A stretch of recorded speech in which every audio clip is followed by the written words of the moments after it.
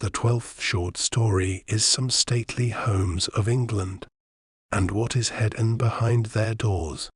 These are a few ghost stories connected to stately homes. Apart from one of them when I did experience some odd feelings, the others have been related to me by people who were there. I have no reason to doubt these people, and believe these sightings really did occur. I am withholding the names, as I haven't got permission to use them. The author. The house in Lancashire.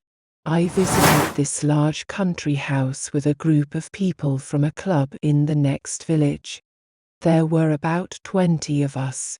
After having lunch in a local pub, we arrived for our afternoon tour. As expected, this house was full of odd little rooms leading off dark passages, with many staircases connecting parts of the house to others. We wandered up and down lots of steps as we progressed between different areas of the ancient house, where bits had been added on.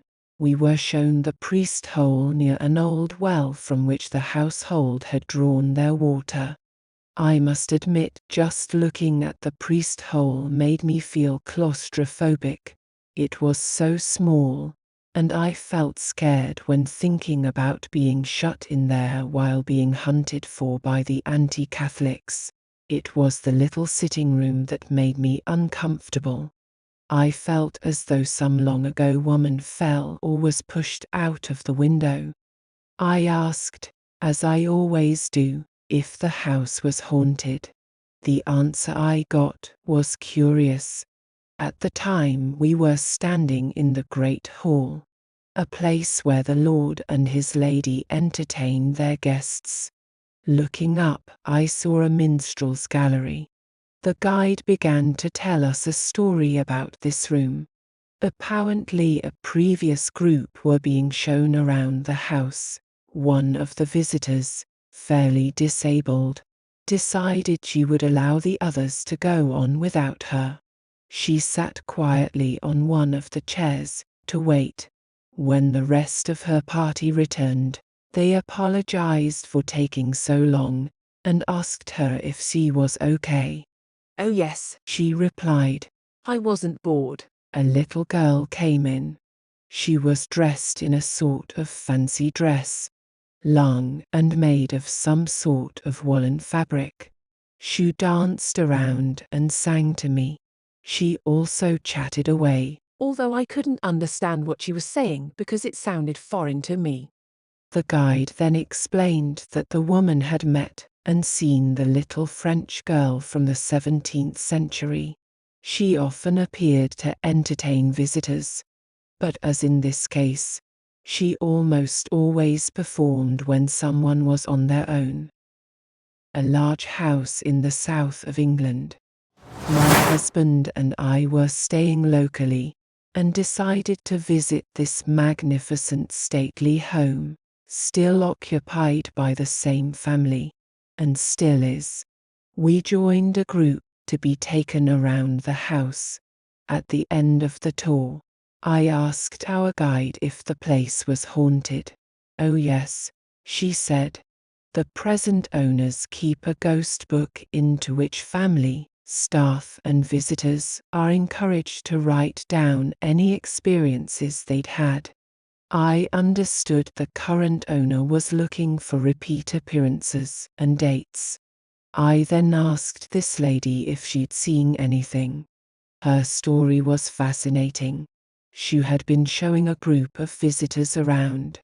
Rooms and furniture had red ropes across them to discourage visitors from entering or touching. Anyway, on this occasion, the whole group had paused to look into the library. The guide said she felt very annoyed at seeing a young man sitting reading in one of the chairs. The lady guide made a note of it, planning to go back when her tour was complete to chastise this person. A couple of rooms later, one of the tour group pointed to a large portrait hanging on the wall and said, "Wasn't that the man we just saw in the library?" It was. He was a member of the family who had been killed in the First World War.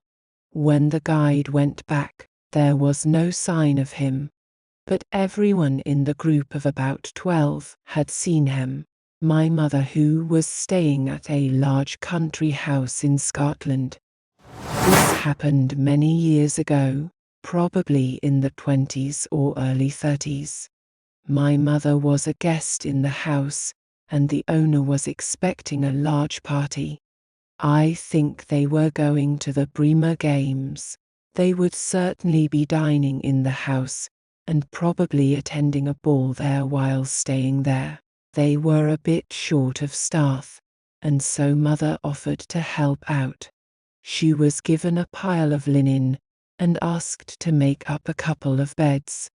As she was doing this, she realized she was getting invisible help. Someone was pulling up the sheets and tucking them in on the other side of the bed. A bit spooked, she questioned the lady owner, who just laughed and told her an old housekeeper, long since dead, was known to help out at times like this. A beautiful Elizabethan timbered country house in Cheshire. We had been loaned this house for a charity function I was involved with. I was helping with the catering that evening. With a few minutes to spare, I chatted to the caretaker and asked him if the house was haunted. I already knew other parts of the beautiful house were known to have friendly spirits. What the caretaker told me was fascinating. You know where the cloakrooms are for hanging coats? It used to be where the kitchens were. They had a huge fireplace for roasting meat. Our flat is immediately above these rooms, and our bathroom is over the roasting area. The kitchens were taken out, maybe 40, now 70 years ago. But sometimes when we go into our bathroom, the smell of roasting meat is almost overwhelming. A very haunted hall in Manchester. It must have been 25 years ago this happened.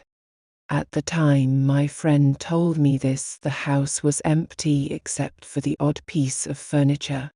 Sylvia, not her real name, and a friend of hers, offered to join the Real Ghostbusters to investigate the paranormal. She picked her friend up from a nearby village. Odd things began to happen when they entered the hall. Sylvia, who was an excellent pianist, sat down on a tatty stool in front of an old piano, but she felt as though she was pushed off. Someone else suddenly found they couldn't move their feet and saw a shadow across the floor where his feet were. But the really weird things started when they had driven home. Sylvia's friend had to be dropped off. She told Sylvia she was really scared and asked her to walk around the outside of the house, which they did. Sylvia watched her friend enter the house and began to move her car forward. As she did so, the passenger door swung open. Muttering to herself and annoyed with the friend who obviously hadn't closed the door properly, Sylvia leaned across, slammed it shut, and gave it a couple of pushes to make sure it was shut. She moved the car forward to the end of the drive and stopped to make sure the road was clear. The passenger door opened again. Sylvia, now really frightened, grabbed a cross and a Bible she had taken with her, while shouting at the ghost to get out. It wasn't going home with her. She grabbed the door handle and again slammed it shut, and with more hysterical shouting, drove her car out and home. Another stately home in Cheshire. At the time when I was told this story, I was a training officer for a large estate agency firm. I trained almost all the staff, including the, mostly ladies, who did the accompanied viewings. We often talked how, when entering a property, you would get good or negative vibes. One of my viewing ladies told me this story. She was a volunteer at this magnificent house surrounded by its parkland. She was there working with the flower arrangements. She said that in one of the first rooms visitors could enter, there was a round table, and she was tidying up the flower display. Someone behind her began screaming and saying she'd seen people being hung. The poor woman was in such a state, she was taken into one of the private rooms. The woman kept on crying, now whispering that you had watched people being hung. When she was able to, she was taken home by friends who had witnessed her outburst. Everybody was stunned by what had happened. Nobody could work out what she'd been saying. That is until, quite a long time later, when it was discovered that the part of the hall she was in had once been an area where people were hung, drawn, and quartered.